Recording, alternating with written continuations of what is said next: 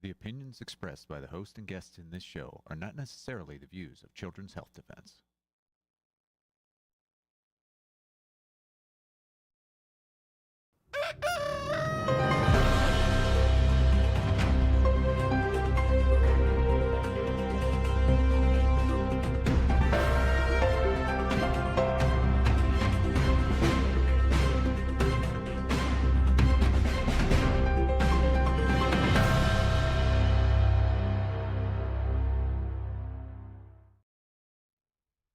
We've all heard the phrase, vaccines are safe and effective. Congress, however, considered vaccines to be unavoidably unsafe when passing the National Childhood Vaccine Injury Act. Here is just a brief look at the devastating harm vaccines can cause. He was very athletic, he was very smart, and just a very caring and loving child. I did exactly what the doctor said. I took Cameron, who was sick, and I gave him the flu shot. He had a fever. I couldn't break the fever. By Monday morning, he was having seizures. This is Cameron at 6, the basketball game one day before he got sick having the seizures. This is Cameron in ICU the next day. Now he has cognitive delays. He no longer speaks. The doctor finally said, "We don't know what happened, but I would recommend that you never give him a flu shot." We have triplets. We were doing one vaccine at a time. We had 3 happy, healthy 9-month-old children. We took them for a vaccination. By that evening, they were autistic. They just shut off. All the giggles, all the smiles, and again, failure to thrive. We had severe autism spectrum disorder for all 3 kids. Vaccine injury is real. We were told it was genetic. And then we were told by geneticists that there's no possible way 3 children would shut off on the same day. That was absolutely statistically impossible, especially being 2 boys and 1 girl. Otto was born perfectly healthy. He was walking, running, climbing, and hitting every milestone. After his 17-month round of vaccinations, he had an autoimmune reaction. It was vaccine-induced transverse myelitis. One night, he went from being able to walk to no longer being able to stand. He was paralyzed from the waist down. I had no idea my son could be paralyzed from being vaccinated. Transverse myelitis is in the vaccine insert as a potential adverse reaction, but his doctor never showed me that, and he never informed me of any serious side effects. He was your typical boy. When he was born, he was happy, healthy, everything was flowing perfect. He was walking, talking, all of his well checkups, everything was on time, everything was great. Then he received his chickenpox vaccine and things really started to deteriorate from there. He was diagnosed with Guillain-Barré and told that it'll be fine, it'll pass in a few days. My happy, healthy baby boy, in a matter of 4 days, went into a near vegetative state of being. The way he described it was that something in the chickenpox vaccine itself counteracted something in his genetics and caused his immune system to turn on itself.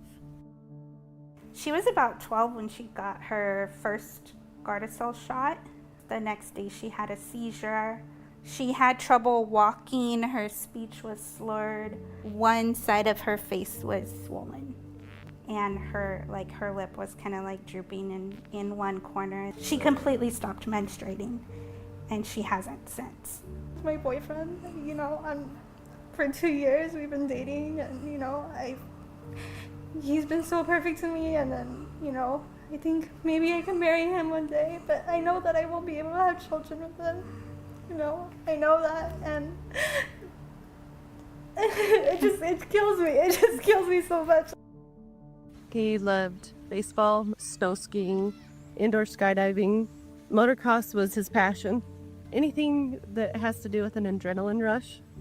The doctor says, "Hey, he's the age that you should get the HPV vaccine." I said, "Okay." On day 1, his full neck and his whole right arm was completely paralyzed. My husband took him in to Instacare, holding his head for him because he couldn't get out of bed. It does suck, not being able to play sports anymore. because I did do a lot of sports. They say 1 in a million, but I know too many people that have been vaccine injured, and I don't know more than 1 million people. He was saying mama, and I was so proud that this child said mama first and not dada. We went in, as most parents do, regular vaccinations. When I went to get closer to him to wake him up, I saw that his eyes were partially propped open and he was dead. I knew at that moment what took his life. There was no question what had happened. We went back to the pediatrician. All of her questions were, was your son vaccinated? When did he start having problems? When did the seizures start? It was all around the vaccines. She said, if it's any vaccine that caused these seizures, it's the DTaP. And I said, can you put that in writing? And she said, no. She was born completely healthy, normal, beautiful, light of my life, light of my family's life. She did receive hepatitis B vaccine and became severely jaundiced, just severe. It just kept telling me everything was normal, and I knew something was really, really wrong. You don't believe your child is gone until they come tell you for real that she's gone. I was told SIDS, sudden infant death syndrome. And in the support group meetings I went to, every parent, every single parent there would bring up vaccines and ask. Every story had vaccines involved. A lot of a child died the next day. Got vaccines, high-pitched scream, projectile vomit, whatever, until they died within less than 24 hours. So we were all asking our SIDS support group leader, is there a connection? It just seems like all of us feel like vaccines are involved. Since 1990, more than 2.6 million vaccine injuries and deaths have been reported to VAERS, the Vaccine Adverse Events Reporting System. The Lazarus study estimates that those reports only represent 1% of actual vaccine adverse reactions. Absence of proper placebo-based safety studies, lack of full informed consent, and dismissal of adverse reactions, as well as the failure to identify and report these events by health professionals, is driving an unseen epidemic. The incontrovertible evidence of the prevalence and severity of vaccine injury and death necessitates serious and immediate action.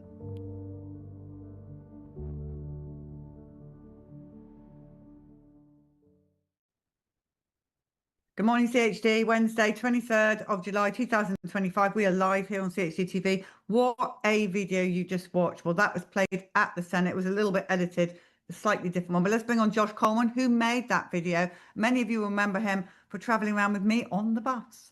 Morning, Josh. How are you? Good morning. I'm good. How are you?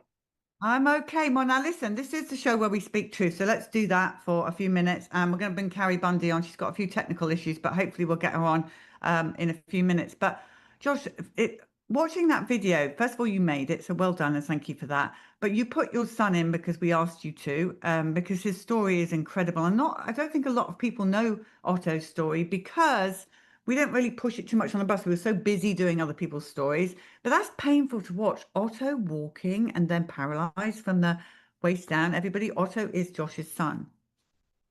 Yeah, digging into the old footage and watching him walk again is tough. That's stuff I don't really revisit or look at too often. I just kind of left that world and that time behind and now live with Otto how he is now in his condition. So yeah, that's really rough. Yeah, it's hard to believe. And of course it's another aspect of vaccine injury that we don't always see, like paralysis. And that's something that a lot of people think, paralysis from vaccination, like how would that happen? It sounds kind of insane. I remember like right after his injury, I would tell people within my friendship circle or my family that this had happened because of vaccination. And I could kind of see behind the eyes that they thought, no, I don't know, like kind of doubtful. But it is interesting when when they were developing the COVID-19 vaccines, the AstraZeneca vaccine was found to be causing transverse myelitis, and that made national news.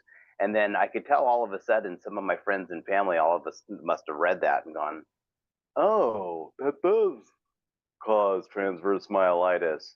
But for anybody who doesn't really understand how that happens is, vaccines are biallergic reaction trying to retrain your immune system to react to disease. And what happened is Otto's immune system, after getting 4 jabs, got confused and started to attack the myelin sheath around his spinal cord, thus causing a spinal cord injury and leaving him paralyzed from the waist down. And in fact, transverse myelitis is the same thing that Colton Barrett was diagnosed with. So, it can be as bad as it was with Otto, and it can be even worse as it was with Colton. Josh, it made me mad sitting there, in the Senate, and also just, as traveling around, when we traveled around together, and they would shout, polio, polly, in fact, I was called at one point. But the point is there's Otto's story, but Otto's story isn't just a one-off story. We saw so many children with, like I said, twins that couldn't hold their heads up, people with feeding tubes going down, talking to us, and feeding tubes coming out of all different kinds of injuries. But I'm sick, I don't know about you, but I am sick of them shouting out about polio when we see nothing but crippled children, if you like to use that word, which is what they use with polio, everywhere around America. Well, I think what people seem to misunderstand what the vaccine program even is. Like, all these people have this idea that you get vaccinated when you were a kid and then you're protected from disease for the rest of your life. That's not the idea. That's not the concept. And no one ever told you that. That is an assumption. The vaccines only last 5, 7, and 10 years. I think polio is supposed to last 18 years. So these vaccines that we receive, or people receive when they are children, wear off by the time they're in their 30s. So if you're above the age of 35, by what pharma's telling you, by what the CDC is telling you, by what the FDA is telling you, is the effectiveness of your vaccine has worn off, which means everybody, if you haven't gotten revaccinated above the age of 32, 35, you do not have a working vaccine in you, and yet we don't see polio spreading across the country. So when these people say got polio, and they don't even realize they don't have a working polio vaccine in them. So people just have a lot of misconceptions about the vaccine program, how it works, and but it's certainly vaccines aren't causing me not to catch polio right now. The vaccine that I'm sure my parents jabbed me with when I was a kid is worn off. So it makes no sense, and it's unfortunate people have such bad information. Yeah, let's talk about HPV. Now, I'm really glad you put that clip in, that video of that beautiful girl talking about her infertility. And we saw so much of that, the ovaries shutting down. And actually, we saw so much death with the HPV guys. Well, let's be honest. I don't know if you remember, there was one stop that we stopped at, and it was pretty much all Gardasil. And we could tell them as they came towards us, there was just like a bunch of teenagers either could not walk, or their tremors were so bad, or they had feeding tubes come. I don't think these people like Blumenthal have a clue. He needs to come on the bus. Yeah, I remember that night. That's the same night that Kevin Barry and James Lyons Weiler came by and visited. So I will not forget that night. It was shocking. And again, it was interesting, like with a lot of the effects that the girls were having from Gardasil, if they didn't die, trouble walking and being very, very sleepy and not being able to accomplish much. A lot of them told us that the doctors were saying, you're making it up and you're pretending. And their friends and school teachers were saying the same thing. And I think it was the same with the girl in the video who was now infertile. That was HPV injuries are just, I think it was one of the top reported vaccines. I think it's like flu shot and Gardasil up until COVID.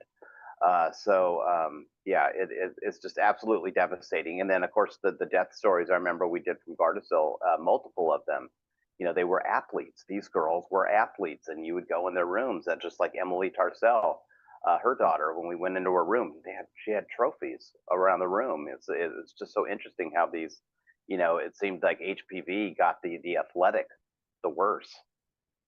And I'm glad you put the varicella. So people who don't know what varicella is, that's chicken pox. Because come on. Even my kid, everybody gets chicken pox. It's super annoying and itchy, but you get over it. They're super ratty before they get the spots, and they get over it. But look at what that jab did to that poor boy. It completely all but took his life away. Yeah, I remember in middle school looking forward to catching chicken pox and hoping I would get it so I could have a week off of school.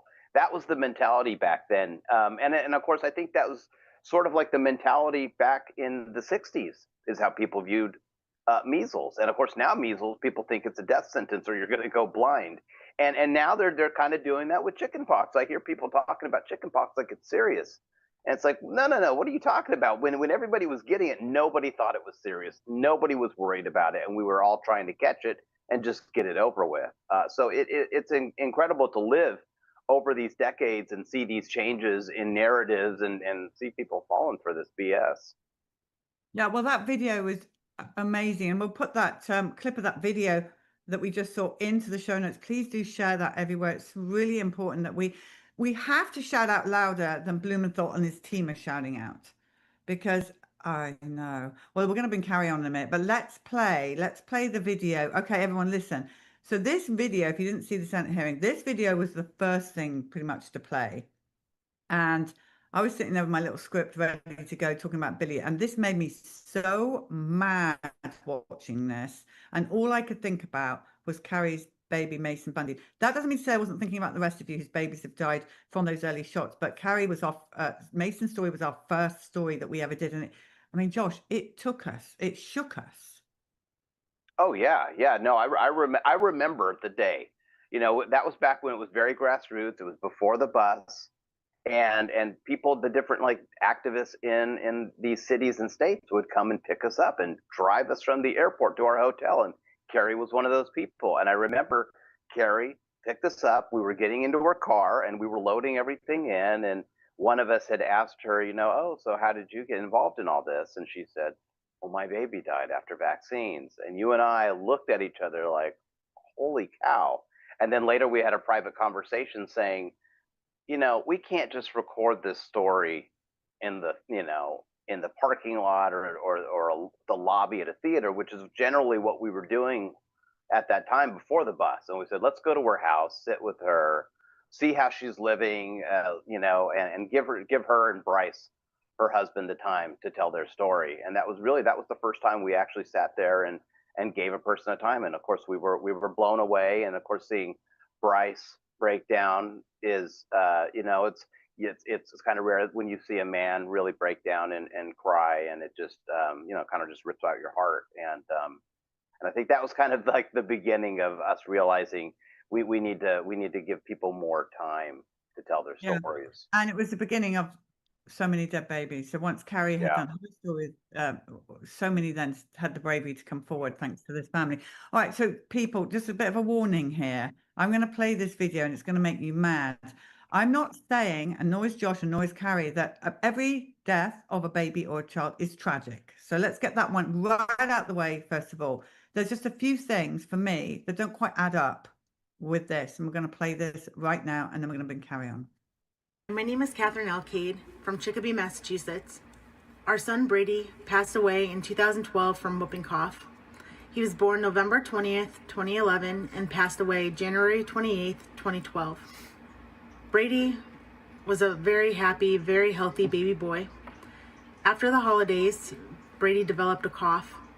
We were in and out of the hospital trying to figure out what was going on. His breathing, couldn't keep food down, and eventually it worsened. Brady spiked a fever. We took him back to the emergency room where he was admitted to Bay State Medical Center. We spent the next 10 days with tests, breathing tubes, feeding tubes, trying to stabilize him and get through the hard part of the disease. Unfortunately, Brady was not stable enough and needed further care, where they transferred us to Boston Children's Hospital. Unfortunately, halfway through the route, Brady's heart stopped. Unfortunately, with tests run by neurologists, it was found that Brady had no brain activity, and shortly after, he passed. The whooping cough diagnosis came a few weeks later. We were never able to pinpoint exactly where or how he contracted the disease, but it was likely from an unvaccinated person who may not have noticeable symptoms. My baby boy, at 2 months, 2 weeks old, passed away in my arms on January 28th, 2012. This is his story, and I'm appreciative that we're able to share it with you all today. Thank you. Thank you, Catherine Alcade. Someone else's decision not to get vaccinated likely caused her child to be taken away from her, devastating her family. I fear stories like Catherine's will become more and more common in the years ahead. This year, the United States is on track to record more cases of whooping cough than it has in 7 decades. Already, at least 3 children have died, and this disease is just the beginning. Rates of vaccination against a range of debilitating and deadly diseases have fallen rapidly in the last few years, driven by unfounded claims from opportunistic actors. No, be quiet. Okay, first thing I want to say on this, well, let's bring on Kari a second, but Kari, welcome to the show. Come on, because we need you on here as well. Good morning, Kari. I don't think we can hear you. You might be on mute. I don't know if you're on mute. I just want to say something first about this. First of all, again, it's tragic this baby died, but she said her baby was 2 months and I don't know how many days. So did the baby have his 2 months vaccinations? Question, because that's DTaP and Hib and pneumococcal potentially. I don't know what they have or when this baby died, but normal children who they don't know better, their parents don't know better, that's when they get their vaccines. So that's the first question. Secondly, this baby went to hospital and had a round of, God knows what they did to that baby in hospital. Just I can say that because we've seen that on the bus, the hospital protocols. So I have a ton of questions about that baby. And then to go ahead and blame the unvaccinated for the death of a child. So again, there's a lot to talk about and unpack here. But Kari, I just want to say to you, all I could think about when they were playing that was your beautiful son, Mason. Yeah, me too. I mean, I'm kind of stuck on the fact that she said it likely came from an unvaccinated child, and then that the senator said the same thing. And it's overwhelmingly frustrating because I have to provide 150 sources to even open a discussion about vaccines with someone, but they can just say that that's who it came from. And now that's a part of that record. That's a part of what is going to shape whatever comes of that. And that's ridiculous. Yeah, Josh, do you have a comment on that? Yeah, it's ironic that they would say it likely came from an unvaccinated person who had minimum symptoms. That's not really how it would work. So if they want to go down that path, the vaccine doesn't stop infection or transmission. The vaccine minimizes symptoms. That's the only thing the vaccine purports to do. So in all likelihood, if you're unvaccinated and you get the whooping cough, you're going to have the most extreme symptoms. And then people are going to understand, oh, this child has whooping cough. I am going to treat it, and I am going to quarantine my child. And if you've gotten the vaccine and you have minimum symptoms, maybe it seems like your kid has the sniffles, and you don't quarantine them. And so we've seen over many years, many outbreaks coming from vaccinated children for this reason. So it's really like the worst example they could use. I'm surprised they're that stupid to not use something else. But yeah, that's all I could think about as I screamed at the screen as I watched that play out. Kari, you are in a way you are so unique because your baby Mason died. Talk us through what happened to Mason. I know it's really hard, and I know some people have heard this story, but it's to me one of the most important stories out there because then you went on and had another son, Ollie, who actually got whooping cough. And again, going back to that story we just saw with Brady, wouldn't the mother have had some kind of symptoms? And before child actually died of whooping cough. I mean, we've got video of Ollie with whooping cough. They are kind of sick, aren't they? They are sick. They are definitely sick. You know, the first thing that I thought about when I listened to her tell her story was the number of times that there was a chance for intervention to happen and for that baby to get help. And there is literally no help when you vaccinate, bend over to kiss your baby, and they're dead. There's nothing that can be done. She had 5, 6, maybe 7. I lost count because I got so frustrated listening to it. Like, do you hear yourself? Do you hear that you had all of these people doing different things to try to help? I don't even know what half of those things were used for, because that wasn't the progression of whooping cough that we experienced with our son. So, and right now there's a lot of debate online about people saying you need to get your vaccine to see my newborn baby, specifically for whooping cough. That's not a new campaign. That's the campaign that I was, captivated by when I had Mason in 2010. We were being told, have everyone in your family get their DTaP vaccine, grandparents, great-grandparents, siblings, so that they can safely be around your baby before they can get that vaccine themselves. So I had my family do that. And I talk about that a lot because I want people to understand I was invested. I believed. This is what I thought I had to do to keep my kids safe. And yet, when the day approached for him to get his vaccines when he was 4 months old, something inside of me told me not to do that. For some reason, I had only researched a little bit. I just wanted to wait. I didn't even want to not vaccinate. I just wanted to wait until a different appointment. And he had just been hospitalized with RSV a few weeks prior. So this was a baby that had bounced back already from an illness, very young. And they used that as a way to manipulate me and then coerce my husband. They told us that, he's not done well with RSV. He had to come into the hospital for that and be monitored. So you're really ultimately going to be signing his death certificate if you do not get this vaccine. And that was targeted right at my husband, because as soon as I said, I don't have a good feeling, as soon as I said something about I have personal thoughts and an intuition and I have questions, I was shut down, and the doctor just immediately turned to my husband. And like a lot of people, he just froze and looked at me and were like, okay, I guess if this is what's going to save our baby. And then 3 days later or 4 days later, we got home. We were having a normal night with our baby who, had been normal.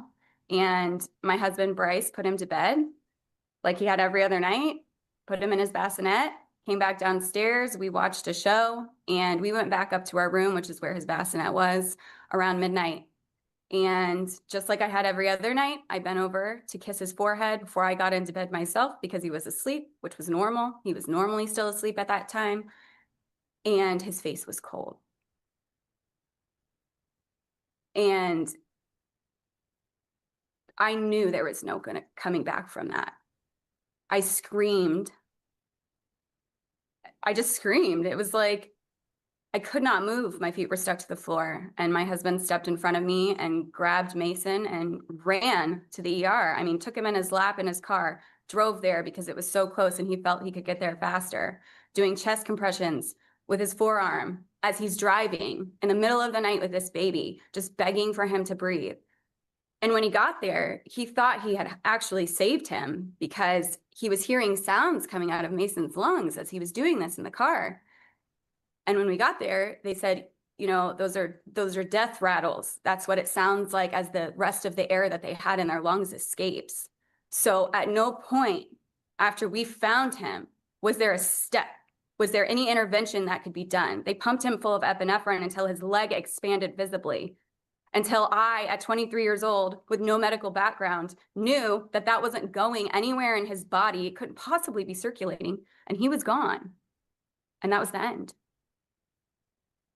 Yeah, it's really hard to hear this. I know we've heard it so many times, but it's just so barbaric that this happened. And then, Kari, you went on and had Ollie, and Ollie actually got whooping cough. Talk us through that. He did. He got whooping cough when he was 13 months old, and I was scared to death. I had never seen it. I had only heard, media clips of the sound of what whooping cough sounded like.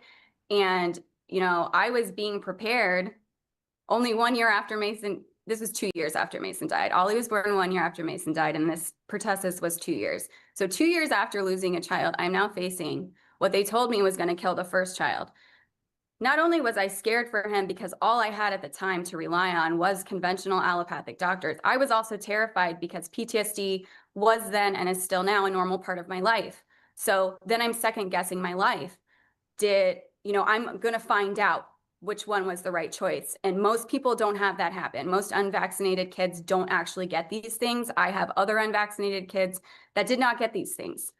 And it was a brutal cough. It had a very distinct sound, and it took him a minute to be able to catch his breath.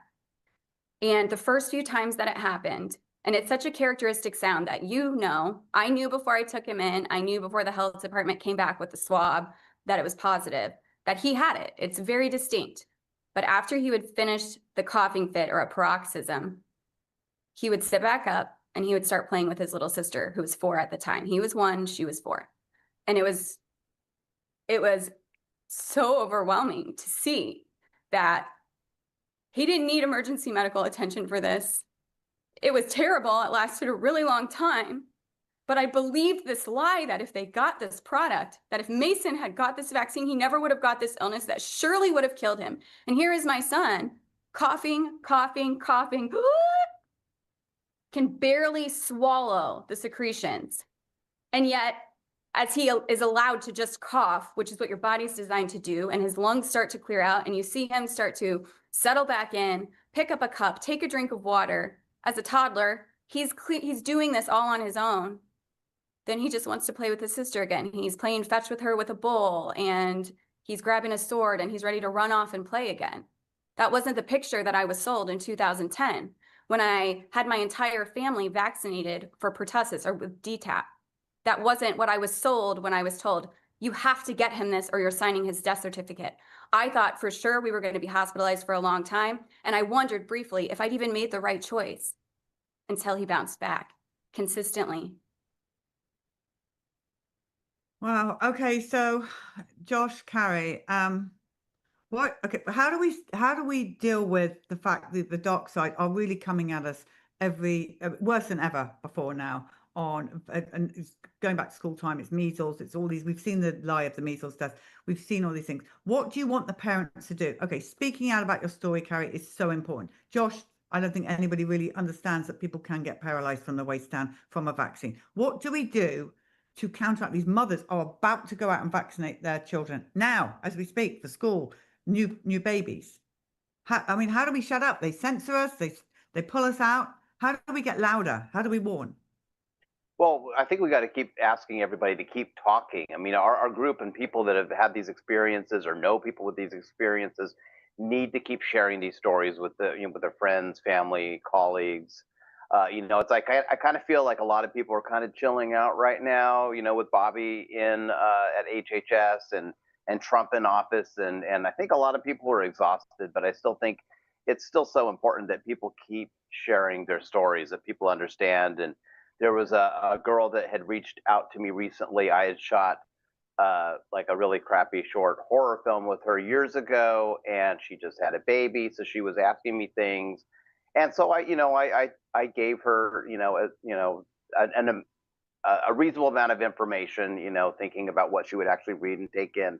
But just like kind of what Kari was just saying, I said, listen to your intuition. If you don't feel good about doing it, don't do it.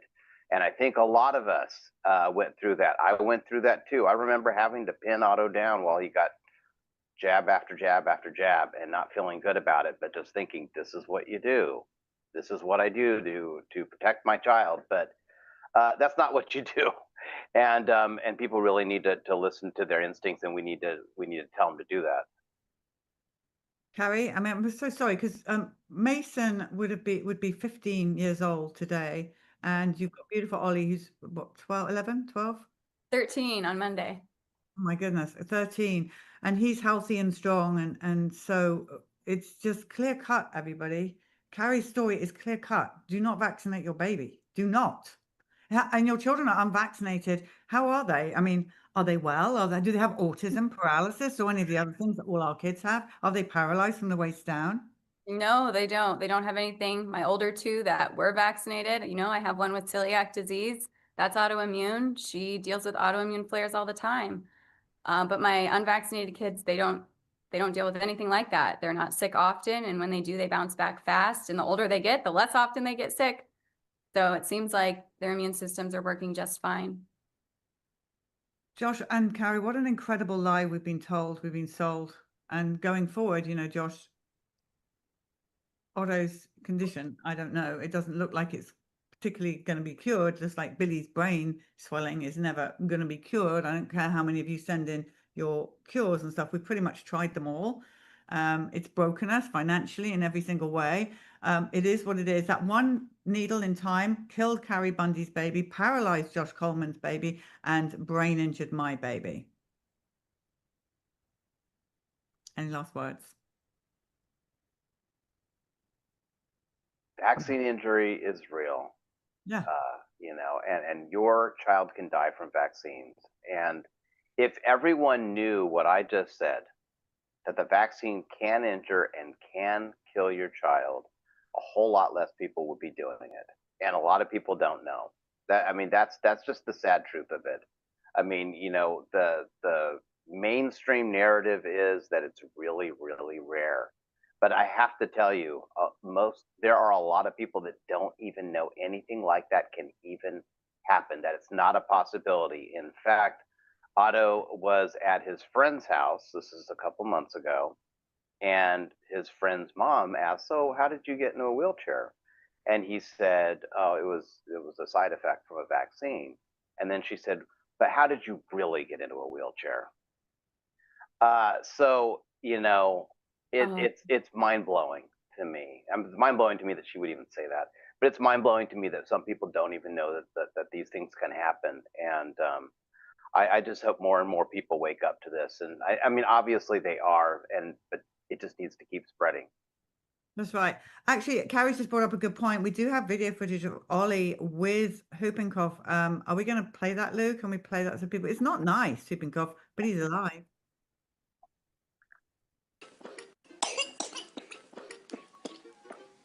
You're okay. You're okay. You're okay.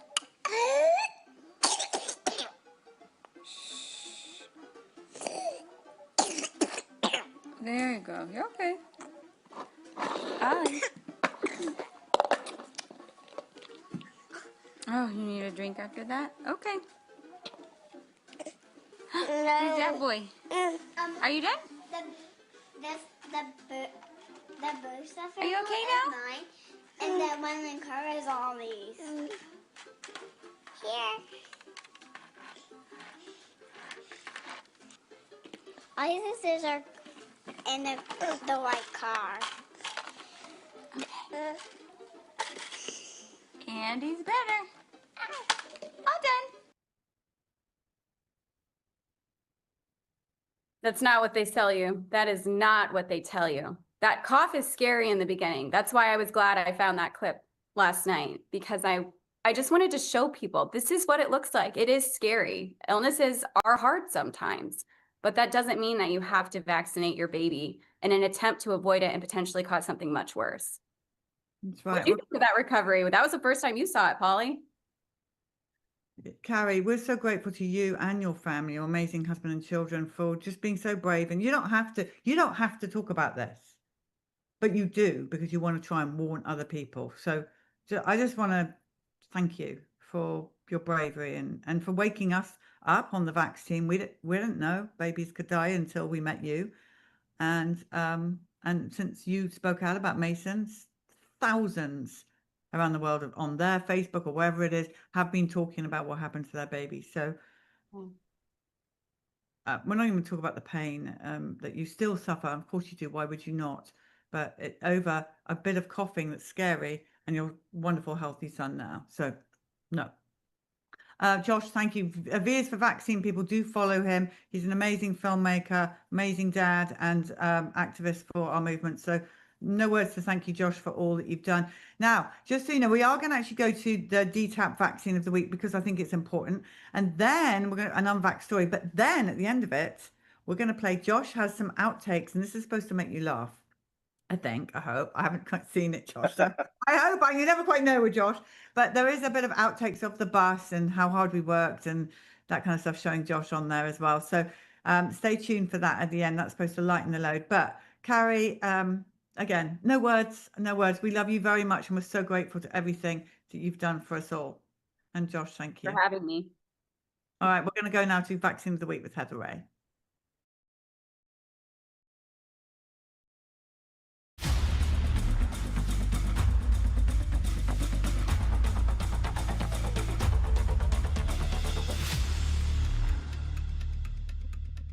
Hello, CHD. I'm Heather Ray, and this is Vaccine of the Week.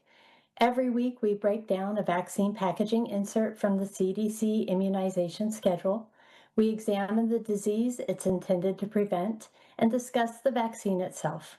We also cover some topics that you, as a parent, might want to be aware of. Today, we are talking about the DTaP vaccine, Infanrix. The CDC recommends all children receive 5 doses of the DTaP vaccine. The first dose is given when an infant is 2 months old. The second dose is given at 4 months, the third dose is 6 months, the fourth dose between 12 and 15 months, and the fifth dose is given between 4 and 6 years old. The Infanrix vaccine is intended to protect against 3 separate bacterial infections: diphtheria, tetanus, also known as lockjaw, and pertussis, commonly known as whooping cough. Diphtheria is a very rare bacterial infection in the United States. The last confirmed case of respiratory diphtheria was in 1997, and the last death was in 1987. The coronae bacterium diphtheriae causes respiratory diphtheria. What makes the diphtheria bacterium different from a typical sore throat is that it kills the cells in your throat, causing a thick gray coating over the throat and tonsils, and it can make it hard to breathe. It's contagious, and it is typically transmitted through respiratory droplets of an infected individual. Individuals who are infected with respiratory diphtheria can experience symptoms 2 to 4 days after exposure. These symptoms may include a thick gray pseudomembrane over the throat and tonsils, sore throat and hoarseness, swollen glands and swollen lymph nodes, mild fever, and tiredness or weakness. While respiratory diphtheria can be serious, it is often mild or asymptomatic. If respiratory diphtheria is left untreated, the toxin can get into the bloodstream and cause complications that can be life-threatening or fatal. It's important to know that respiratory diphtheria can be treated with antibiotics like penicillin or erythromycin, and an antitoxin that will counteract the diphtheria toxin in the body. There have been a few isolated cases of non-respiratory diphtheria in the U.S. since 1997. All of those cases were mild or asymptomatic and did not lead to serious injury or death. Several of the individuals who contracted non-respiratory diphtheria were returning from diphtheria endemic countries and were up to date on their diphtheria toxoid containing vaccines, but they still contracted the illness. Non-respiratory diphtheria, also known as cutaneous diphtheria, is caused by the same bacteria as respiratory diphtheria. However, instead of infecting the respiratory system, it causes lesions on the skin. Cutaneous diphtheria is less severe than respiratory diphtheria. While cutaneous diphtheria is also contagious, people with this infection typically don't become infected with concurrent pharyngeal diphtheria. Diphtheria typically occurs in places with a tropical environment, like Asia, Africa, the South Pacific, the Middle East, and the Caribbean. And people who live in endemic countries and unsanitary conditions are at a higher risk of contracting the bacteria. Toxic strains of the bacteria are rare, and systemic complications occur in only 1 to 2% of cases. Of the toxigenic diphtheria cases, only about 5 to 10% are fatal. Both respiratory and cutaneous diphtheria are treatable with antibiotics like penicillin and erythromycin, and if needed, an antitoxin, which will counteract the diphtheria toxin in the body. Antibiotics may be given to individuals who have been in contact with someone infected with diphtheria to prevent them from contracting the illness. While many praise the widespread use of the diphtheria toxoid vaccine for the decline of diphtheria mortality in the U.S., it's important to note that while the vaccine was developed and approved in the U.S. in the early 1920s, it wasn't widely used until the 1940s. If you look at this graph, you can see the deaths from diphtheria were on a steep decline decades before the vaccines were developed. The sharp decline is more appropriately attributed to better hygiene, improve sanitation practices, improve living conditions, and better nutrition. Tetanus, also known as lockjaw, is a bacterial infection caused by the bacterium Clostridium tetani. This is a type of anaerobic bacterium, which means it thrives on environments with low oxygen levels. This particular bacterium is commonly found in the soil and the gastrointestinal tracts and feces of animals, particularly livestock. Spores of C. tetani, the dormant form of the organism, are found in soil contaminated with animal and human feces. The bacteria will lie dormant in animal feces and feces-ridden soil until it finds a host that has an optimal condition for growth. Once the bacterium finds an optimal environment, it germinates, and that organism can then produce a potent toxin, tetanospasmin. The bacteria can enter the body through an open wound or a break in the skin that has been exposed to contaminated soil or manure. From the time of the infection to the time that symptoms set in is approximately 10 days, although symptoms can appear in as little as 3 days or as late as 3 weeks. There are 4 different forms of tetanus. Generalized tetanus is the most common. Symptoms typically start in the neck and jaw, progressively worsening and spread down to the body. Painful muscle spasms and stiff muscles in your jaw causing the lockjaw effect. Painful spasms and rigidity in your neck muscles. Difficulty swallowing, rigid abdominal muscles. And as tetanus progresses, individuals may experience repeated painful generalized muscle spasms. Spasms in the neck and abdomen may also make it difficult to breathe. Localized tetanus is very uncommon. This is when an individual experiences muscle spasms near the site of the wound. Localized tetanus can progress into generalized tetanus.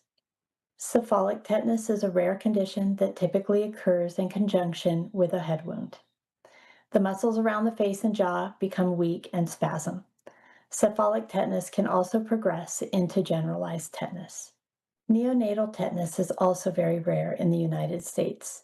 This happens when the umbilical cord of a newborn becomes infected due to unsanitary delivery or contamination. When this happens, newborns lose their ability to suck during the first month of life, and they have muscle spasms. Tetanus is not contagious, and it's not a communicable disease. Infection with tetanus is rare in the U.S., and cases have declined by over 99% since the 1900s. Over the last 25 years, the U.S. has only averaged about 2 deaths per year from tetanus infection. Additionally, between 2013 and 2022, there were fewer than 10 cases of tetanus in children under the age of 5, and only about 50 cases in children and adolescents younger than 20 years old. There were no deaths from tetanus reported in individuals under 60 years old.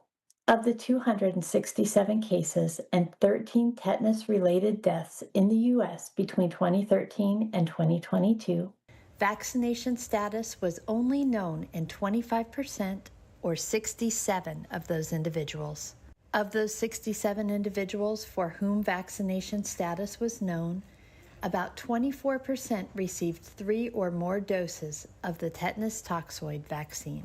I believe this is something we should really consider when evaluating the efficacy of the DTaP vaccine Infanrix. If a person becomes infected, the infection will need to run its course, which may take 2 weeks, and recovery may take up to a month. Medical treatment and supportive care may be necessary to ensure wounds are cleaned properly, antibiotics and antitoxins are administered intravenously, medication is given to relieve spasms, and breathing is supported if needed. Ensuring that wounds are cleaned and dressed appropriately can prevent bacterial infections. Using tetanus immune globulin for prophylaxis and wound management and the treatment of tetanus has prevented cases and reduced the severity of tetanus cases.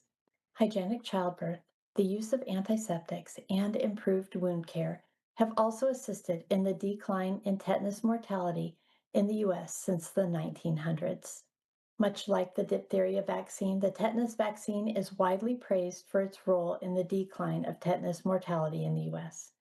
However, if you look at this graph, you can see that tetanus mortality was also in rapid decline decades before the widespread use of the tetanus vaccine in the late 1940s. Pertussis, also known as whooping cough, is a common bacterial infection that is caused by the bacterium Bordetella pertussis. This is not to be confused with Bordetella bronchoseptica, which causes kennel cough in dogs. Bordetella pertussis only occurs in humans and mostly in young children. Whooping cough is common in the U.S., and most cases are mild. In fact, about 82% of the whooping cough cases in the U.S. are benign and aren't even reported to the health department. It may take 5 to 10 days for the symptoms of pertussis to set in after a person has been infected. Symptoms may be similar to those of a cold or flu, including a runny or stuffy nose, red, watery eyes, fever, and cough, and the cough may worsen progressively over a week or two. Babies with whooping cough may not cough at all, but may struggle to breathe as the infection progresses. Younger children may make the traditional high-pitched whoop when they breathe in after coughing, and adults and older children may not make the whooping sound, but still experience relentless coughing and hacking. Most of the time, pertussis infections only require supportive care, like rest, plenty of fluids, and keeping the air you breathe clean from dust, cigarette smoke, and fumes. If needed, whooping cough can be treated with antibiotics, which kill the bacteria that cause the infection. A holistic, integrative, or functional medical doctor can help you find relief from the cough itself. Once again, the pertussis mass vaccination campaign is often credited with the decline in pertussis mortality rates. But in reality, mortality rates from pertussis decreased 92% between 1900 and 1945. Infants under a year old are most at risk of complications from whooping cough. Still, research shows that without vaccination, infants under 1 year old only have a 1 in 47,000 chance of developing a fatal case of pertussis. That's 0.002%. Infanrix was initially approved in the United States in 1997. It's one of 2 vaccines approved in the U.S. for infants and intended to protect against diphtheria, tetanus, and pertussis infections. Infanrix is manufactured by GlaxoSmithKline, and it's approved for use in infants 6 weeks old to children under 7 years old. Infanrix is not a live virus vaccine. It's a combination of diphtheria and tetanus toxoid vaccines and an acellular pertussis vaccine. This means the vaccine contains killed or inactivated components of the diphtheria and tetanus toxins, as well as fragments of the pertussis bacteria, to stimulate an immune response in the body. The pertussis portion of Infanrix does not contain whole cell pertussis bacteria. The U.S. stopped using whole cell pertussis vaccines in the late 1990s due to concerns over safety and efficacy. Adverse reactions from whole cell pertussis vaccines include encephalopathy, neurological disorders, febrile seizures, and hypotonic or hyporesponsive episodes, which is when a child experiences a loss of muscle tone or appears floppy and has a loss of responsiveness to stimuli. SIDS, or sudden infant death syndrome, is also an adverse reaction from whole cell pertussis vaccines. Now let's look at some issues that are particularly concerning about toxoid and acellular components in the Infanrix vaccine. The diphtheria and tetanus toxoid vaccines use a toxin produced by the bacteria that cause the infection. The vaccine is designed to induce immunity to the parts of the bacteria that cause infection, rather than the bacteria itself. In other words, the immune response targets the toxin made by the diphtheria and tetanus bacteria instead of targeting the entire bacteria. One of the problems with toxoid and acellular vaccines is that they often require a larger dose and use adjuvants to acquire a proper immune response. In the case of the diphtheria and tetanus toxoid vaccines and the acellular pertussis vaccine, each contains aluminum hydroxide, which is a known neurotoxin. We'll discuss aluminum adjuvants and their effects in just a few minutes. Because toxoid vaccines require a larger dose, that means they also come with more adverse reactions, which can be really scary. One of the most important things that parents and caregivers want to know is if the vaccine is effective. Does it prevent infection and transmission of the disease it was intended to protect against? While the vaccine packaging insert states that Infanrix is effective, many peer-reviewed scientific studies show that the efficacy of diphtheria and tetanus toxoids and acellular pertussis vaccines wane over time. For instance, the diphtheria toxoid vaccine may prevent symptoms of the infection, but it doesn't prevent carriage or the spread of diphtheria. Even fully vaccinated individuals don't achieve 100% immunity to the infection, and some studies suggest efficacy is as low as 54%. With tetanus, the clinical efficacy of tetanus toxoid has never been studied in vaccine trials. One study shows that efficacy can vary depending on sex and race, with efficacy being almost 20% higher among men than women. Mexican Americans didn't even achieve 60% immunity, and Blacks only achieved about 68% immunity. Non-Hispanic whites only a little over 72%. Age also plays a part in the efficacy of the tetanus booster. While the efficacy rates of 6-year-olds in America was over 95%, probably because the majority had 5 doses of the DTaP vaccine in less than 6 years, by the time a child was 10 to 16 years old, 20% of them didn't even have protective antibodies against tetanus infection. Because tetanus is not contagious, the vaccine does not affect the transmission of the illness. When we look at the pertussis component of the Infanrix vaccine, efficacy is low, and immunity from acellular pertussis vaccines wane quite quickly. Individuals who are immunized against pertussis can still contract whooping cough and transmit it to their peers. Some studies even suggest that repeated booster doses of the acellular pertussis vaccine in children result in a progressively shorter duration of protection against the illness itself, and the risk of pertussis increases with each year, even after children are fully vaccinated with the DTaP vaccine. Furthermore, because efficacy wanes so quickly with the toxoid and acellular vaccines, booster doses are needed to try and boost immunity. As we begin discussing the adjuvants and other ingredients that comprise the Infanrix vaccine, along with the adverse reactions associated with it, I want you to keep this in mind. More boosters mean more toxic adjuvants and controversial ingredients being injected into your child. And with each additional shot, the risk of your child experiencing a vaccine injury goes up. We often hear in the media and from our doctors that vaccines are safe and effective.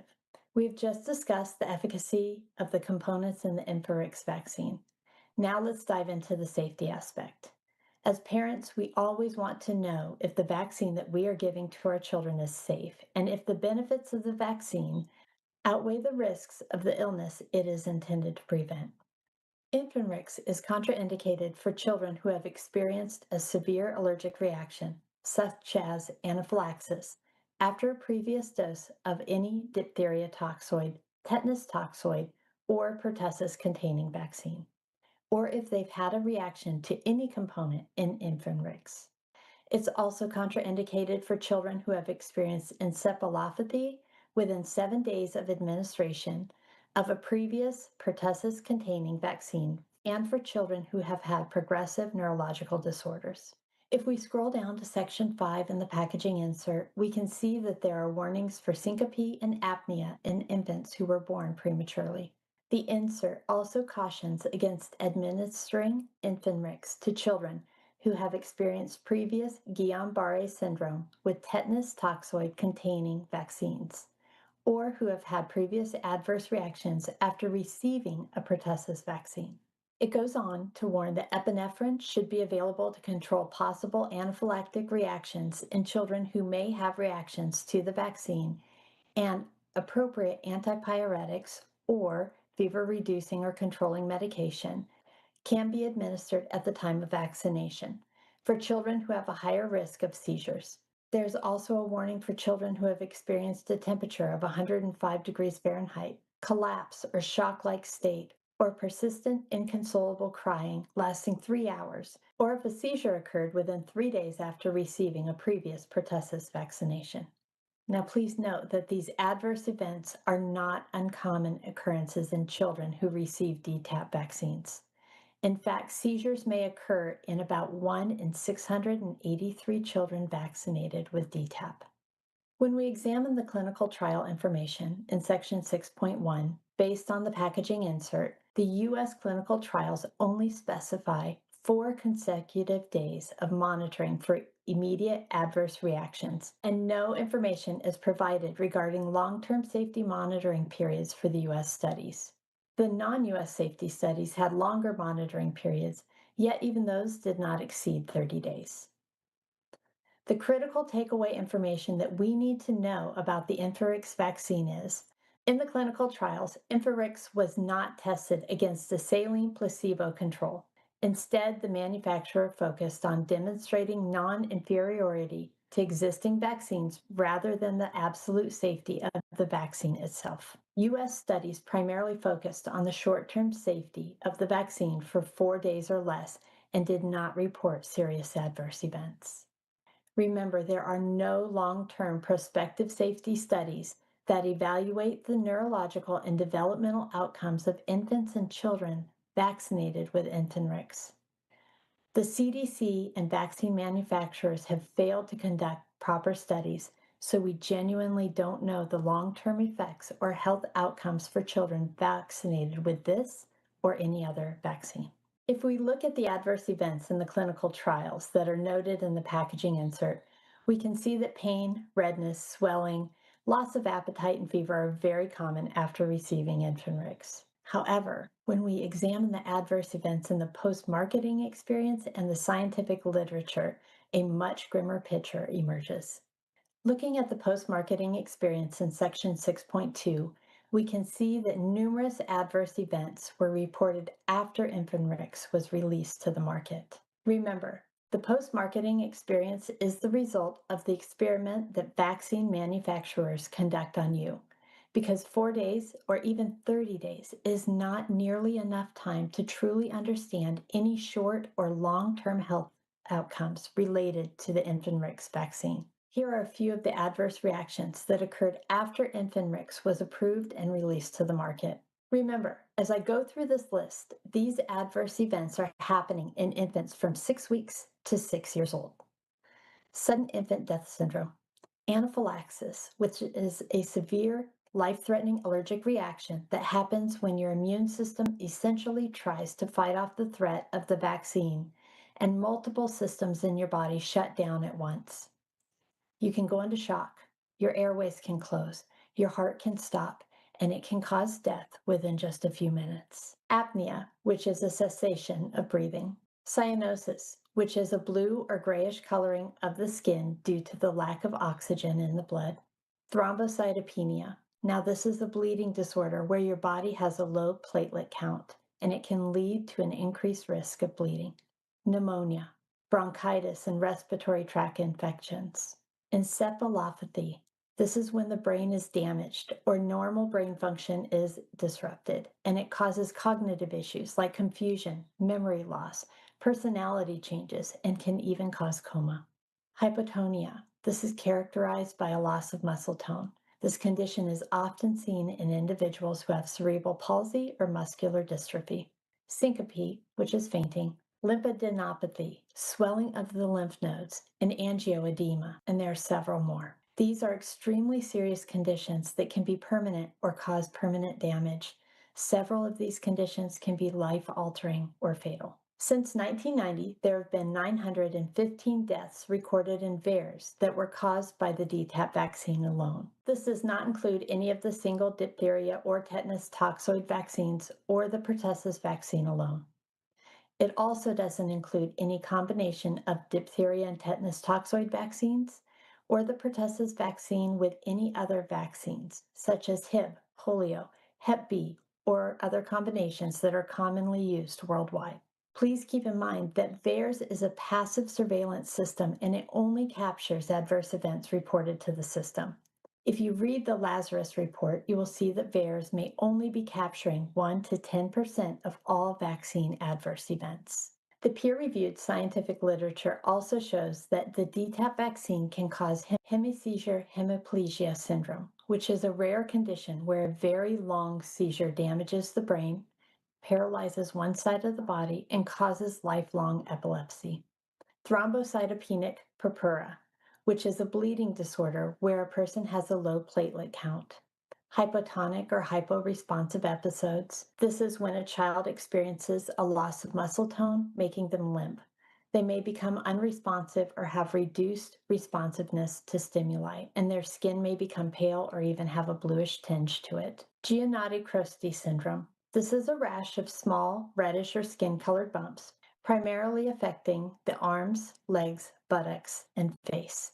Anaphylaxis and death. In Section 13.1, the packaging insert states that Infanrix has not been evaluated for carcinogenic or mutagenic potential or impairment of fertility. So we don't know if the vaccine can cause cancer, if it can cause genetic mutations, or if it impacts fertility in our children. When looking at the dosing information in the Infanrix vaccine insert, we can see that every infant and child is recommended to receive 5.5 milliliter doses of Infanrix between the ages of 2 months and 6 years old. Again, the CDC recommends that children receive 1 dose of the DTaP vaccine at 2 months, 4 months, 6 months, between 15 and 20 months, and again between 4 and 6 years old.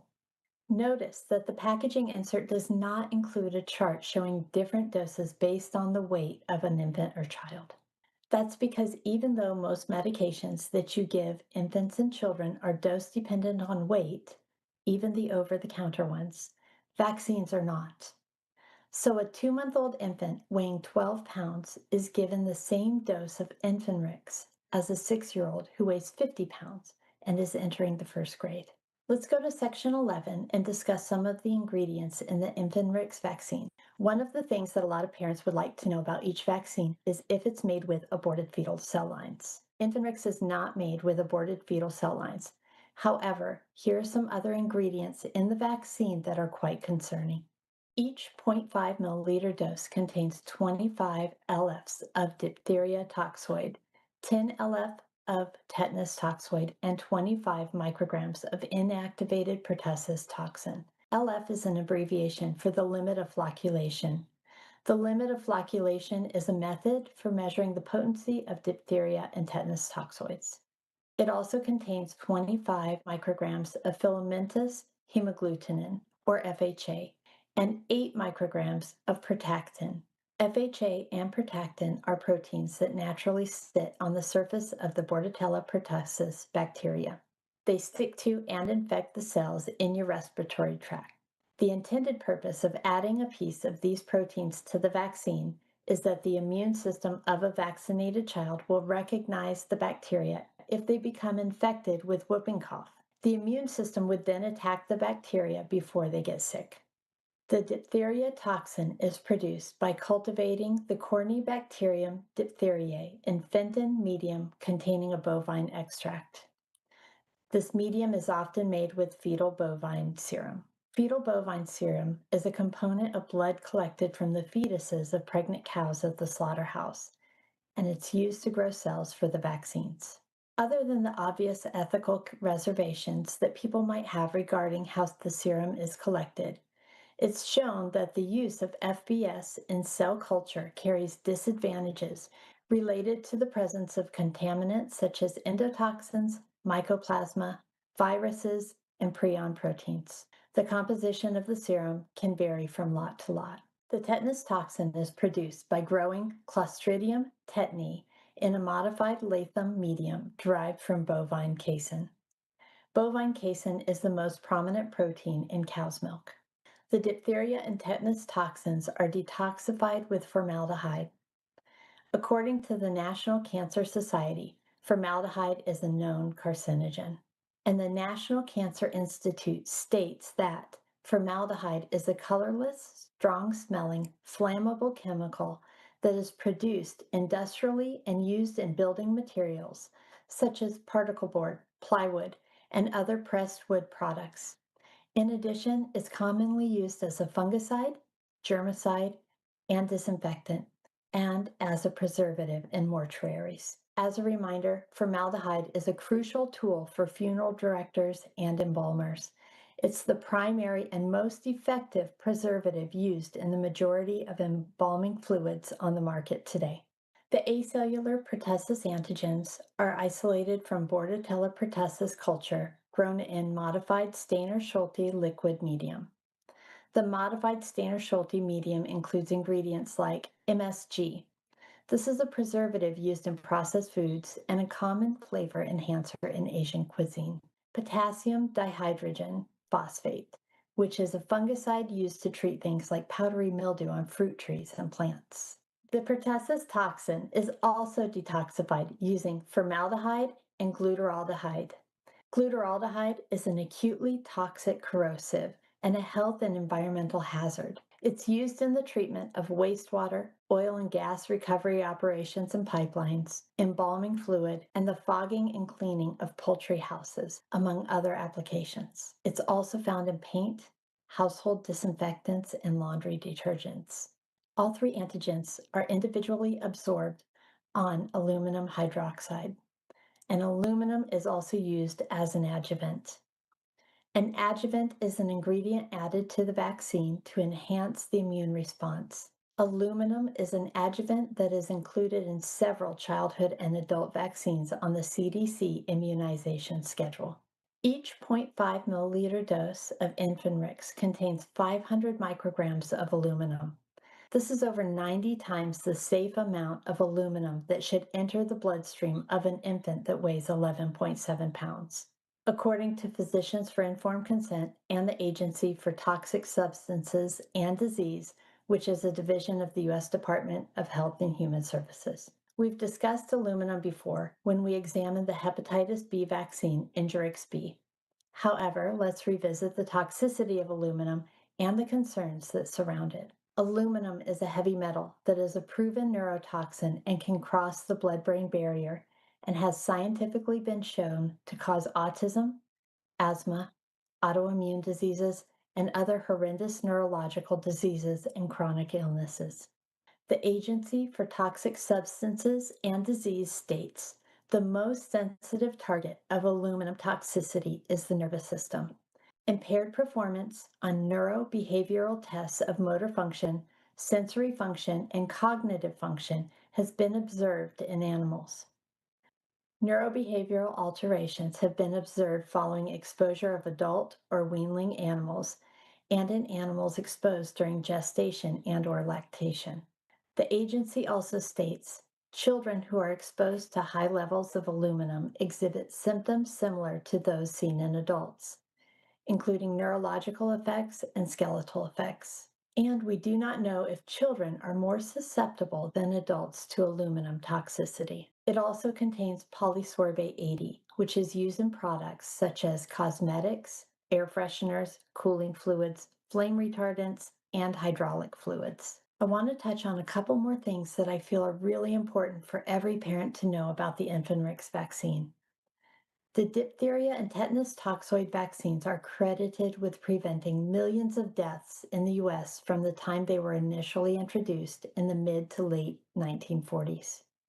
However, upon examining the science and evidence, a much different story emerges.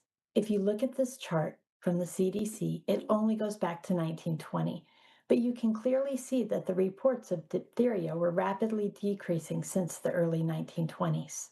The second chart from Physicians for Informed Consent shows that diphtheria mortality was at a sharp decline since 1900. By the time the DTaP vaccine became widespread in America, the diphtheria death rate had already dropped by 97% from 1900 to 1945. In the U.S. right now, the annual risk of a child who is under 10 years old contracting a fatal diphtheria infection is about 1 in 1.7 million, or 0.00006%. If we look at tetanus, we see a similar story. The risk of a child under 10 years old in the U.S. dying of tetanus infection is about 1 in 784,000, or 0.0001%.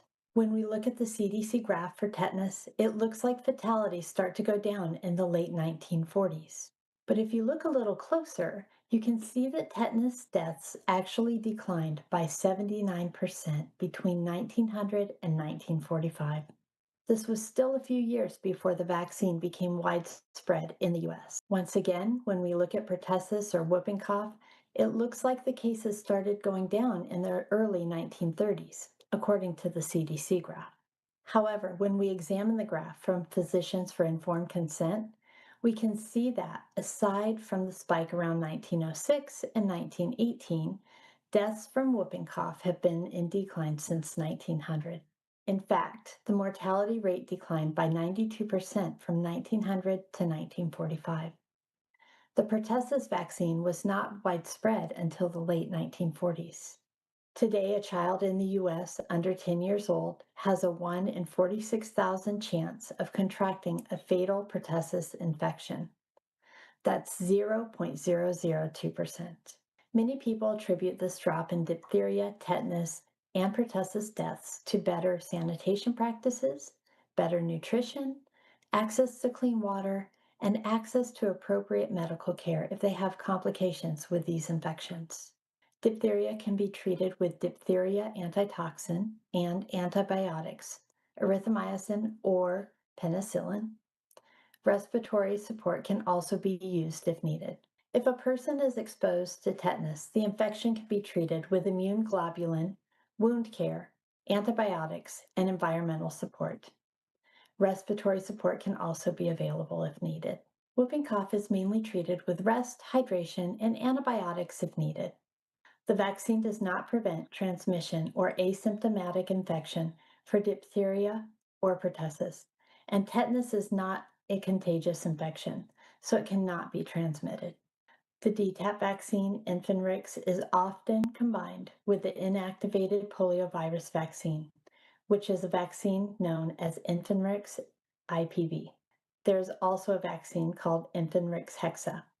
This is a combination vaccine with 10 antigens, which include the Infanrix DTaP vaccine, the hepatitis B vaccine, the inactivated poliovirus vaccine, and the Hib vaccine. We will discuss these vaccines in a separate episode, but please be sure to conduct your own research on every vaccine, especially combination vaccines. They are not safe. CHD senior scientist Carl Jablanowski and CHD's chief scientific officer Brian Hooker wrote a paper called "The Adverse Outcomes Are Increased with Exposure to Added Combinations of Infant Vaccines." This paper shows that each additional vaccine in the combination more than doubles the developmental, respiratory, or suspected infectious diseases diagnosed. So in short, the more vaccines that are in the combination of a vaccine that a child receives yields an exponentially greater number of disease diagnoses. I know this is a lot to take in, but I hope this information will help guide you in your research and assist you in making the right decisions for you and your family. Thank you for watching, and I hope you have a blessed week. We'll see you next time on Vaccine of the Week.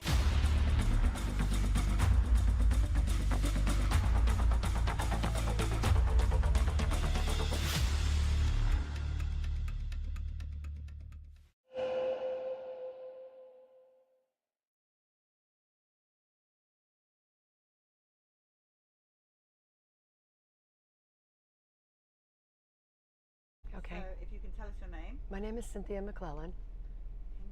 We just need to, can we turn off that noise? Because I can't really, oh, it is off. I'm sorry. Sorry, No worries. everybody. Can you speak a little bit? Sure, absolutely. So how many children do you have? I have 4. And how old are they now? Ranging from, my youngest is 21, Amelia, then I have Oliver that's 24, Yates who's 27, and Courtney will be turning 36 in January. All right, and so let's hear your unvaxxed home. Okay, so my daughter Courtney, as a neonate, got a DTaP vaccine, and when I took her home, I noticed, she cried after they cry for vaccine, and I took her home, and I remember she fell asleep, but she didn't wake up. She wouldn't wake up, and I tried to wake her up. It had been hours. She had a fever, and from what I recall, because she's 36, will be 36 in January. I called the pediatrician's office, and they didn't seem to be that worried about it. I think they had mentioned giving her Tylenol, but she was it was strange because she wasn't waking up, and she just wasn't right. I felt intuitively. So fast forward to my next pediatric visit, I spoke to Dr. Nelson, and he said, well, we just won't vaccinate her for that. And so she was just a neonate, and I think that I vaccinated her a few more times, but I think by the time she was in kindergarten, I completely stopped because I saw the writing on the wall. And we didn't have any more ill effects from that. So then fast forward, when Courtney was 8, I gave birth to Yates, and I did a home birth with him. And then 3 years later, I did a home birth with Oliver. And then 3 years later, I did a home birth with Amelia. I had a great midwife, great experiences. I had found a homeopath. So I raised my last 3 children with a homeopath. So we would go see Dr. Marty Kane once a month for prevention. And if there was any issues with them in between, what we would do is I would call them on the phone. So Oliver Yates and Amelia were not vaccinated, with the exception of when Oliver was 8, he split his lip playing baseball, and the plastic surgeon suggested the tetanus shot. Had I known what I know now about tetanus, I would have never done it, but he didn't seem to have any ill effects because of it. And I was on the phone in the emergency room with my homeopath and said, look at the vial, which I did. Anyway, and then all the children to this day, with the exception of Yates, which I'll tell in a minute, have never been on an antibiotic. So they were raised with homeopathic remedies, organic food, non-GMO food, and love and care and good clean water. So none of the children as young little babies were ever, or even young children, were taken to fast food restaurants. We did everything organic, everything made from scratch. And I breastfed for 9 years straight. So I gave them a lot of immunity with their breast milk, and there was a lot of love and care, and I was grateful that I could stay home and be with them, and I could spend the time preparing all their meals from scratch. And I ran an organic produce co-op that I started for 10 years, so they always had fresh organic fruits and vegetables. What I notice is they have really, really strong immune systems. Sometimes they do get like a flu or a cold, but they seem to blow through it. They're not allergic to anything. They tested well, they made straight A's in school. And it's not so much about the A, but they just didn't have any bad health, or we didn't have any issues that you're seeing a lot today with children, like testing rooms for kids. I mean, like they don't have allergies. And a lot of the kids in their schools had all these allergies. I mean, they're not overweight. So all these different ill effects that vaccines can create, my kids never had. So the only exception to the antibiotics is my son Yates, who's 28. When he was 18, he had his wisdom teeth removed. And as an adult, he made the executive decision that he wanted to follow the advice of the dentist that actually took the teeth out. And I didn't fight with him because I gave him that choice. So with that being said, I do want to say that the children they have great minds, and they're really healthy, and I'm very, very grateful for that. And then as far as Courtney, with her development, one thing that I should be transparent about is that I was married and I had a different father with Courtney. So when I came to the marriage with her, my 3 children with my husband Kent were from a different dad. But what I noticed were her milestones were different. So when she was in kindergarten, she just wouldn't do the work. And so as parents, my husband now, we would go in and we would talk to the teachers, and they're like, well, she just doesn't do her work. And we had her tested like auditory, vision, everything that we could do, all these psychologists to try to understand, why isn't she doing her work? And all the tests that she got tested for, nobody could find any conclusive results or problems that she had. So did the vaccines cause this inability to not have the same milestones, not really be able to do her work? They were just different, just completely different, just as far as her socially, and she just refused to do the work. And the teacher was like, I've never seen a child like this. So we ended up pulling her from the school and putting her in a Montessori school, where she did a lot better. And how is she today? She's good. She's a good mom. She doesn't vaccinate her children. So I think she's good. Thank God. Quite frank, I know, thank God. All right, so we can see the conclusion of the vaccine. Yeah. So that's fascinating. So before we came on, I just wanted to spend a few minutes talking about animals. Yes, absolutely. So do we see, because you've got a lot of animals, I do. I've got a lot of animals. So correct. Between us, we are a zoo, kind of, farm zoo. What have you seen when you see vaccinated animals? Well, we had a dog just about 30 years ago that was a 16-week-old lab. We took for his 3rd parvo shot. Within a week he got parvo, and a week later he was dead. And the way that he died was horrific. And it was devastating for my husband and I. Then fast forward a few more years later, we adopted another dog from a rescue, and they gave it all its vaccines at once. Her name was Bliss. And within a week, she started foaming at the mouth. She got lockjaw. I was with her around the clock for 26 days, had to liquefy her food. I was talking to my veterinary homeopath, who was my vet, because we had gotten her from a rescued center. And she ended up living for 26 days. We liquefied her chicken and hand fed her, because after her seizure, she lockjawed. She had a lockjaw for that many days. She seemed to rally, and then the next day, she went into a seizure for 6 hours and died. And, it was very, very devastating. So we've had 2 dogs that have died after vaccines. And then this is another story about vaccines, because I've lived both sides. We currently have a 7-month-old dog named Buckwheat. He's turned 7 months today. 2 days shy of 6 months, so it was just a month ago. My husband and I were away for a couple of days. We came home, and he was vomiting all night. And we took him to the vet, and the test came back within 5 minutes. Very loud and clear, it was parvo. And he hadn't been vaccinated, and the vet asked me, was he vaccinated? And I said no. And the vet told me that, well, you know what, that 16-week booster really makes a difference. Buckwheat, obviously was older than 16 weeks, but it didn't make a difference, because the lab that we had did get the 3 parvo shots and ended up getting parvo within a week and died. And this dog stayed at the vet during the day for 2 days, had fluids, came home at night. I did Rife technology therapy with him, with my plasma machine. I made his own food and liquefied it and hand fed him. And we did homeopathics in the evening, and he blew through it in 2 days and bounced back like you cannot believe. I don't know anything about animal vaccines. So many people have come up to me and wanted to tell the story. Yeah, absolutely. That's another bus. Someone needs to get out there. Absolutely. The world loves animals more than humans, so maybe it'll do better than this. Right. But that's for someone else to do. But I have some questions. Yeah, absolutely. Are any of these dog, pet, animal, horse, whatever, are any of these shots live? Like, imagine if you have a dog, you give it I don't have a dog, but imagine if you have a dog, you give it its shots, whatever dogs get, and then a toddler, plays with it. Do they shed? Yes. I know that they can shed up to 30 days. And let me say this too. I have a 6-year-old mare. She turned 5 April 9th. Her name is Bundy Marie. When I got her at 6 months old, you've got horses, she reared up and came after me. 4 trainers later, every single trainer that I hired, because I had no idea, like, it is not normal for a 6-month-old horse to rear up and come after you. Every single trainer that I hired that came to help me said horses don't do that. Well, then lo and behold, they did.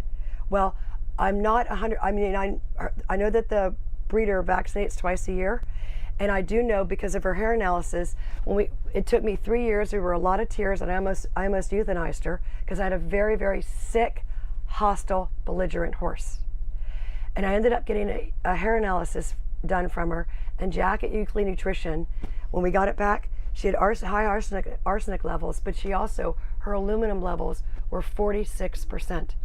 And horses used to be like 0.5 to 1.5, now they're seeing them 5 to 15%. And as I know, that aluminum is a neurotoxin that goes to the blood-brain barrier, right? This horse, if you go up to just try to stroke her, you know what she'd do? She'd try to slam you up against the wall. This is a baby horse, little filly, that hasn't had any like maltreatment or fear or anything like that. Does that make sense? So anyway, we've done supplements. I'm doing Rife technology with quantum entanglement, where her blood's on a computer and we're breaking up aluminum, the heavy metals. Year 1, she went from 46 to 24. Her aluminum levels her arsenic levels went to 0. Year 2, from the 2nd to the 3rd hair analysis, her levels went from 24% to 6, and that was just in October. So she's on the home stretch. But what I did learn is they've taken blood from a week-old filly, and we know from the hair that it can be transferred from the mother to the baby. Okay, well, absolutely. I do think that. We're Children's Health Defence. Yes. But this is why I'm asking the question. So animals, that's not really Children's Health Defence, but if the animal sheds on the child, They do. Then Children's Health Defence, we need to investigate. Well, this is another thing. After vaccination, if you take your dog to a bark, say for example, if you've got a puppy first year of life, it's better to let them build immunity through good food, and I'm a proponent of the raw food diet, and keeping them within a confine. And then after they build an immunity, because when you go to a dog park, a dog that has a vaccine can, through defecation and urination, can shed the virus for 30 days. I learned that. Yeah, definitely. absolutely. I'm saying we do. Thank you so much. Yes, absolutely. For sitting here. Yeah. And I'm pleased your children are good and healthy, and thank you for that. Thanks. Very good of you.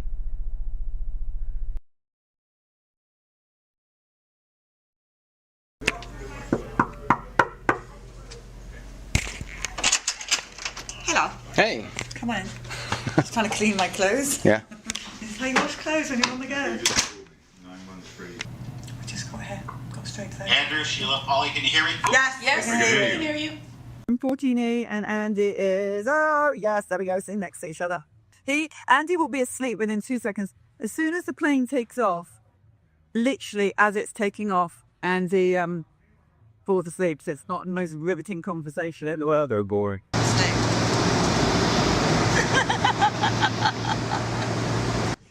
Will you stop it, Josh? You're in my face.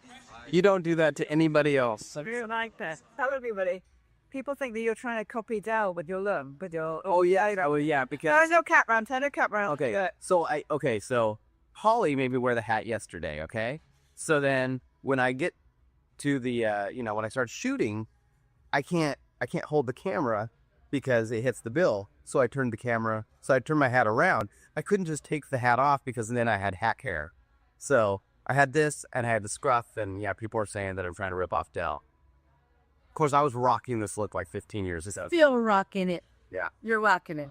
And there's Kent. He's got a little bit of razor burn, so I'm just kind of toning it down a little bit. That's nice. Do you do that when you do Arcoto?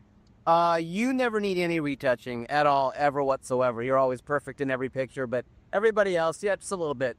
All right, well, you're being really nice. What is it you want? And Polly doesn't pronounce her R's, so whatever. Also, she calls it a torch. No, you don't. What do you mean? When do I pronounce my R? Like you just said. I don't understand. Have I got an R problem? Of what? Robin was.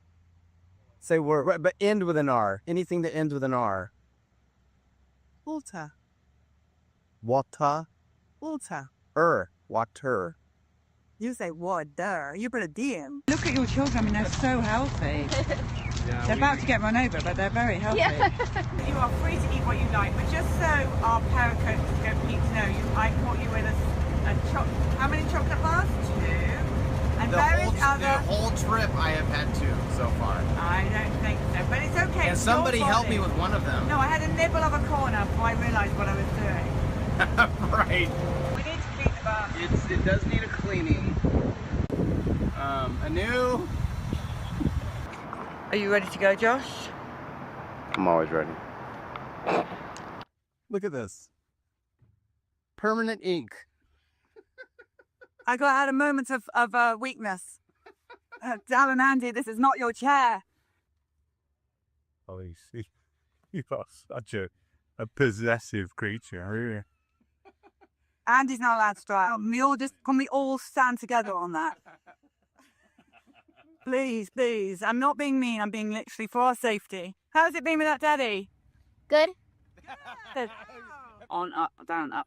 Deactivated my Gmail. You know what that is, people? That's your parents' stories. Mama. I knew. Yes, son. Where's the vacuum? I don't know where the vacuum is. I thought it where's the vodka. I was like, No. Okay, I get it. The vacuum. No, that's for the vacuum. It's strange. Do you not agree, Josh? With? What I'm about to say. Okay. Yes, I already agree.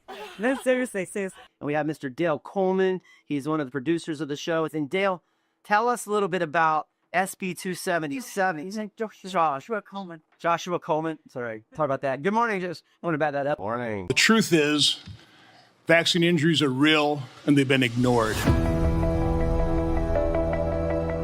These childhood vaccinations The people of America are telling us they are not safe and effective. We are seriously concerned at Children's Health Defense about the disinformation and misinformation out there. Society does not want to acknowledge vaccine injury, period. My son's life has been ruined physically and emotionally, and he is persecuted for the mere fact that he exists. After 8 years of litigation, HHS conceded by preponderance of the evidence that Chris died from her HPV vaccinations. Parents deserve the truth. We deserve real informed consent because no parent should have to live the nightmare I do. I am heartbroken to hear these stories. And it makes me want to do something. How about we ban pharmaceutical ads on TV? I've advocated it, and you have a co-sponsor. The government has decided that this particular industry doesn't have to be liable to anybody. I am extremely suspicious as a lawyer of immunity that is granted in any blanket way across the board to any manufacturer or to anyone. So if we're gonna do something, the North Star has gotta be medical freedom. I get to decide what's good for me and my family with proper information. And if I'm given improper information, just like in any other industry, there's gotta be accountability. No more Pfizer-sponsored science. We need independent science. I am competing against a pharmaceutical lobby of 1,600 lobbyists. That's 3 lobbyists for each member of Congress. This is insane. Everybody sitting here, bar 2, vaccinated their families with catastrophic results. Over 12,000 signatures on those 2 buses of death, death, death. When will enough be enough? How many more buses? So this has to stop. And we implore you, please, to follow us at Children's Health Defense. At least break down the truth and get to the truth behind the science of what is really happening.